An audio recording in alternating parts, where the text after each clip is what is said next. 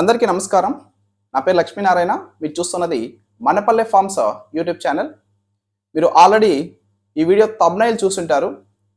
నాకైతే ఇది తెలియగానే ఒక్కసారి గవర్నమెంట్ మీద కూడా ఒక విధంగా అసహ్యం వేసిందండి. సో ఆల్రెడీ మనుషుల మీద, అధికారుల మీద, వాళ్ళు చేసేటువంటి పనులకి చాలా వరకు అసహ్యం వేసేసింది ఈ సిస్టమ్ మీద. ఇప్పుడు చూస్తే ఈ గవర్నమెంట్ స్కీమ్స్ కూడా ఇలా తయారైనయా అనేది అనిపించేసింది. అండ్ డైరెక్ట్గానే బ్యాంక్లో మనం అగ్రికల్చర్కి సంబంధించినటువంటి మేనేజర్ ఎవరైతే ఉంటారో సో ఆ పర్సన్ చెప్తున్నాడు, నేనైతే ఈ స్కీమ్ ఎవరికి రెఫర్ చేయట్లేదని. అంత దరిద్రంగా మారిపోయింది. కానీ మనం చూస్తే టీవీల్లో కానీ, న్యూస్ పేపర్లో కానీ, బయట అడ్వర్టైజ్మెంట్స్లో కానీ Mudra Mudra Mudra the great scheme from government of India అని చెప్పేసి మనకు వస్తూ ఉంటాయి. ఫైనల్గా దాంట్లోకి వెళ్తే కానీ ఈ విధంగా ఈ ప్రజల నుంచి ఎలా దోచుకుంటున్నారు అనేది, గవర్నమెంట్ కూడా ఎలా దోచుకుంటున్నారు అనేది మనకి ఇప్పుడు క్లియర్గా నాకైతే ఈరోజు అర్థమైంది. ఇక్కడ ఏం చేస్తున్నారంటే ఎలాగా ముద్రా స్కీమ్ ద్వారా ప్రజల్ని ఏ విధంగా మోసం చేస్తున్నారు అనేది నేను ఇక్కడ చెప్తాను. యాక్చువల్లీ ముద్రా స్కీమ్ కింద లోన్స్ ఇస్తున్నారు. సో చాలా వాటికి లోన్స్ ఇస్తున్నారు. వాటిల్లో డైరీ ఫార్మ్స్ అని చెప్పేసి గ్రాస్ సంబంధించి గ్రాస్ పెంచేదానికి, డైరీ ఫామ్లో మనకి గడ్డి పెంచడం కావాలి కదా, వాటికి కూడా లోన్ ఇస్తున్నారు. నేనైతే యాక్చువల్గా డైరీ ఫామ్కి సంబంధించి ఒక 10 lakhs లోన్కి అప్లై చేశాను. 10 lakhs వరకు ఇస్తారు మనకి ముద్రా స్కీమ్ కింద. బట్ దాన్ని ఇవ్వలేదు వాళ్ళు. మేము ఇలాగ ఫినాన్షియల్ ఇయర్లో లెక్కలు చూసుకుంటా ఉన్నాము, టైం లేదు, అది లేదు అని చెప్పేసి అది ఇవ్వలేదు. తర్వాత గ్రాస్కి అని చెప్పేసి ఒక 3,34,000 రూపాయలు ఇచ్చారండి. దానికి ఇంట్రెస్ట్ రేట్ చూస్తే నేను 12% ఇంట్రెస్ట్ రేట్ ఉంది. యాక్చువల్గా మీరు ఎవరైనా సరే ఒక ప్రైవేట్ జాబ్ చేస్తున్నట్లయితే హెచ్డిఎఫ్సి లాంటి బ్యాంక్స్లో 10.5% ఇంట్రెస్ట్ రేట్తో ఇస్తున్నారు, లేకుంటే 10.75%, మ్యాక్సిమం 10.75%కే హెచ్డిఎఫ్సి అయితే పర్సనల్ లోన్స్ ఇచ్చేస్తుందండి. సో అలాంటిది ఒక గవర్నమెంట్ స్కీమ్ 12% అంటే 1 రూపీ ఇంట్రెస్ట్ అండి. 12% అంటే మనం బయట 1 రూపీ ఇంట్రెస్ట్కి తీసుకున్నట్టు. ఇది సరిపోదన్నట్టుగా దీనికి ఏం చేస్తున్నారంటే, ఈ ముద్రా స్కీమ్ అనేది ఏంటి, యాక్చువల్గా గవర్నమెంట్ ఇచ్చేటువంటి స్కీము ఈ బ్యాంకుల ద్వారా ప్రజలకు ఇస్తూ ఉంది. అండ్ ఇప్పుడు ప్రజలు ఈ విధంగా దీన్ని తీసుకున్నప్పుడు వాళ్ళు ఖచ్చితంగా ఈఎంఐలు ఎంతైతే లోన్ తీసుకున్నారో అంత లోన్ అయితే పే చేస్తుంటారు కదా. ఒకవేళ పే చేయకపోతే అప్పుడు వాళ్ళకి ఏదైనా ఎక్స్ట్రా అమౌంట్, ఎక్స్ట్రా ఛార్జెస్ ఇలా వేయడం అనేది కరెక్ట్. కానీ ఇక్కడ ఏం చేస్తున్నారంటే ముద్రా స్కీమ్ కింద మేమేమి కొలెటరల్ పెట్టుకోవట్లేదు కంట, అంటే దానికి సంబంధించి ఏమి హామీ, ఆస్తి కానీ ఇలాంటివి ఏమి పెట్టుకోవట్లేదు కదా, ప్రాపర్టీ పెట్టుకోవట్లేదు కదా అని చెప్పేసి ప్రతి 3 నెలలకు ఒకసారి 1,00,000 మీద 600కి పైగా ఛార్జెస్ చేస్తున్నారండి. 600 రూపాయలు పైగా ఛార్జ్ చేస్తున్నారు. సో దాన్ని ఏమంటున్నామంటే సిహెచ్ఎఫ్ఎంయు ఫీజు అంట. సిహెచ్ఎఫ్ఎంయు ఫీజు నాకు 3 monthsకి 3,34,000 తీసుకుంటే 4,079 రూపాయలు పడిందండి. 4,079 రూపాయలు ఎక్స్ట్రాల ఒక 3 నెలలకి. ఇలాగా ఇప్పటి వరకు చూసినట్లయితే ఆల్మోస్ట్ ఒక 20,000 రూపాయలు నాకు ఈ విధంగా సిహెచ్ఎఫ్ఎంయు ఫీజు అని చెప్పేసి దాన్ని కట్ చేస్తున్నారు. నాకు అర్థం కాల. యాక్చువల్లీ మనకి డైరీ ఫామ్కి సంబంధించినటువంటి అకౌంటే వాళ్ళకి ఇచ్చేస్తుంటాం, ఆటో డెబిట్ చేసుకుంటూ ఉంటారు. అంత ఎక్కువగా గమనించే కదా ఆ పనులు ఈ పనులను పడిపోయి వాటిని అంత ట్రాన్సాక్షన్స్ అంత క్లారిటీగా చూడం. సో బట్ సమ్ టైమ్స్ ఒకసారి చెక్ చేసినప్పుడు ఏమైందంటే, ఇప్పుడు రీసెంట్గా ఎక్కువ 2 సార్లు కట్ అయింది అమౌంట్. ఎందుకు కట్ అయిందని చూస్తే ఈ విధంగా కట్ చేస్తా ఉన్నారు. ఏంటని బ్యాంకులు అడిగితే సిహెచ్ఎఫ్ఎంయు ఫీజు అంట. ఈ సిహెచ్ఎఫ్ఎంయు ఫీజు ఏంటి అసలు బ్యాంకుల వాళ్ళు చెప్పరు. మీరు తీసుకునేటప్పుడు మాకు బ్యాంకుల వాళ్ళు చెప్పరు. ఫైనల్గా రైతుల దగ్గర నుంచి ఇలాగా ఈ లోన్స్ తీసుకున్నటువంటి వాళ్ళ దగ్గర నుంచి ఈ విధంగా దోచుకోవడం. 12% ఆల్రెడీ 1 రూపీ ఇంట్రెస్ట్ పడుతుందా, మరలా ఇక్కడ వచ్చేసరికి సిహెచ్ఎఫ్ఎంయు ఫీజు అని చెప్పేసి 1,00,000కి 3 నెలలకు ఒకసారి 600 పైగా ఛార్జ్ చేస్తున్నారా?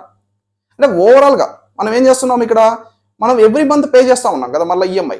ఎవ్రీ మంత్ ఫర్ ఎగ్జాంపుల్ ఒక 10,000 పే చేశారనుకోండి, ఆ 10,000కి మరలా మీరు ఒక 3 years టెన్యూర్ పెట్టుకుంటే 3 years మరలా మీరు ఇంట్రెస్ట్ చేసుకోవాలి కదా.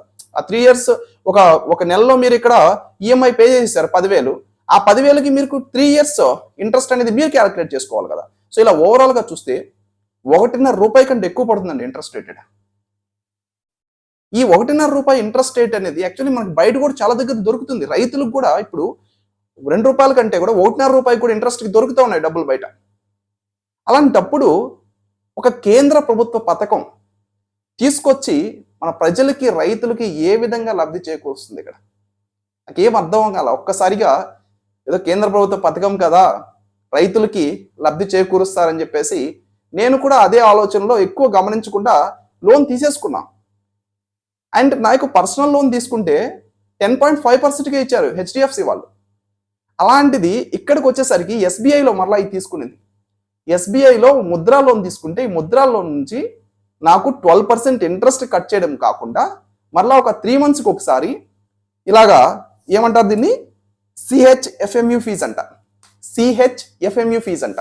తెలియదు అసలు స్కీమ్ తీసుకునేటప్పుడు దానికి అప్లై చేసేటప్పుడు ఒక్కడు చెప్పినోడే లేడు. ఇప్పుడు అంటున్నారు ఏమంటున్నారు మీరు అడగలేదు అంట. ఎలా అడుగుతారండి రైతులు? వడ్డీ ఉంటుంది అనుకుంటారు కానీ ఎక్స్ట్రా ఫీజులు ఎలా ఉంటాయి అనుకుంటారు ఒక గవర్నమెంట్ పథకం మీద. This is very very disappointing thing అండి. సో ఇలాగా ఉన్నారు ప్రతి ఒక్కడు రైతుల్ని కానీ ప్రతి ఒక్కరు ఈ సమాజంలో బ్రతికేటువంటి ఈ పేద ప్రజల్ని మిడిల్ క్లాస్ వాళ్ళని ఎలా దోచుకోవాలనేటువంటి ఆలోచన తప్ప అది గవర్నమెంట్కి ఇదే రకమైనటువంటి ఆలోచనలు ఉన్నాయి. అండ్ తోటి పక్కన వ్యాపారస్తులు కానీ తోటి వ్యక్తులకు కూడా ఇదే రకమైనటువంటి ఆలోచనలు ఉన్నాయి. సో అదైతే మీకు అదే షేర్ చేయాలని చెప్పేసి నేను అనుకున్నా.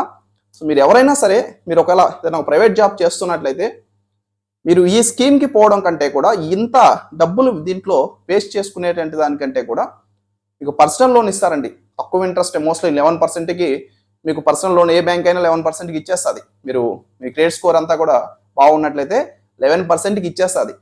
మీరు ఇలాంటి స్కీమ్స్కి వెళ్ళి ఈ విధంగా అయితే మోసపోవద్దండి. ఇక గవర్నమెంట్ దగ్గర నుంచి కూడా ఈ విధంగా మోసపోయాక ఒక రకమైనటువంటి అసహ్యం అండి. ఏం చేస్తాం అట్లా బతకాలి ఈ సమాజంలో. రైతులు అనేది లేదు, ఏమీ లేదు. రైతులకి మంచి చేద్దాం, వాళ్ళ యొక్క కష్టానికి తగ్గట్టుగా వారికి ఏదైనా చేద్దాం అనేటువంటిది లేదు. ఒక బిజినెస్ మ్యాన్స్ తీసుకుంటే, ఇండస్ట్రియలిస్టులు మాత్రం తీసుకుంటే వాళ్ళకి కోట్లు వందల వేల కోట్లు వాళ్ళకి మాఫీలు చేయడం, వాళ్ళకి కట్టబెట్టడం, వాళ్ళ విదేశాలకి పోవడం, ఇదే రకమైనటువంటి తంతు మన భారతదేశంలో జరుగుతూ ఉంది. సో కొద్దిగా ఫ్రస్ట్రేషన్ అయితే వచ్చింది డెఫినెట్లీ. దీన్ని చూశాక అబ్బా ఎందుకు అనవసరంగా నేను వెళ్ళి ఈ స్కీమ్ అని చెప్పేసి ఇదేదో నమ్మేం చేసి ఇది దీంట్లో తీసుకోవాల్సి వచ్చింది అనేటువంటిది అయితే ఏర్పడిపోయిందండి. సో అదే నేను సింపుల్గా పర్సనల్ లోన్కే వెళ్ళిపోయి ఉంటే జస్ట్ 10.75% మోస్ట్లీ నాకు 10.5%కి ఇస్తామని కూడా హెచ్డిఎఫ్సి వాళ్ళు కాల్ చేశారు. అలాంటిది నేను ఇక్కడ ఆ 10.75% కూడా వదిలేసి 12% ప్లస్ దానికి మళ్ళా ఎక్స్ట్రాగా సిహెచ్ఎఫ్ఎంఈ ఫీజు అని చెప్పేసి ఈ లిస్ట్ ప్రకారం ఎంత కావాలంటే అంత కట్ చేసుకుంటా ఉండడం అనేది కరెక్ట్ కాదండి. కాబట్టి మీరు ఎవరైనా సరే రైతులు మీరు బయట వడ్డీ రేట్లకి ఈ వడ్డీ రేట్లు ఎక్కువ అవుతా ఉన్నాయి, ₹2 లేకుంటే ₹2.5 ₹3 వడ్డీ రేట్లు అనేటువంటివి తీసుకుంటా ఉన్నారు. కాబట్టి ఇది దానికంటే మాకు కొద్దిగా బెటరు అనేటువంటి వాళ్ళు మాత్రమే ఈ రకమైనటువంటి పథకాలకు వెళ్ళండి. మీరు ఏదైనా ప్రైవేట్ జాబ్ చేస్తూ ఇలాగ డైరీ ఫామ్ స్టార్ట్ చేయాలన్నా, ఇలాంటి చిన్న ఇండస్ట్రీ ఏదైనా స్టార్ట్ చేయాలన్నా దానికి సంబంధించి ఇలాంటి పథకాలకి పోవడం కంటే కూడా మీకు క్రెడిట్ స్కోర్ అంతా కూడా బాగుంటే మీరు బయట ఏదో ఒక బ్యాంకులోకి వెళ్ళి పర్సనల్ లోను ఇలాంటివి తీసుకోవడమే బెటర్ అండి నా సజెషన్. ఇదైతే ఈ ముద్రా స్కీమ్ అనేటువంటిది మరి ఇంతలాగా మోసం చేస్తుందని చెప్పేసి నాకైతే ఇప్పటి వరకు తెలియదండి. ఇప్పటి వరకు నేను అంతా గమనించలేదు కూడా దీన్ని. ఇప్పుడు డైరెక్ట్గా దాన్ని చూస్తే అర్థమైంది ఇంతలా ఉన్న ఇంతగానా మోసం చేసేదని. This is very bad. Thank you.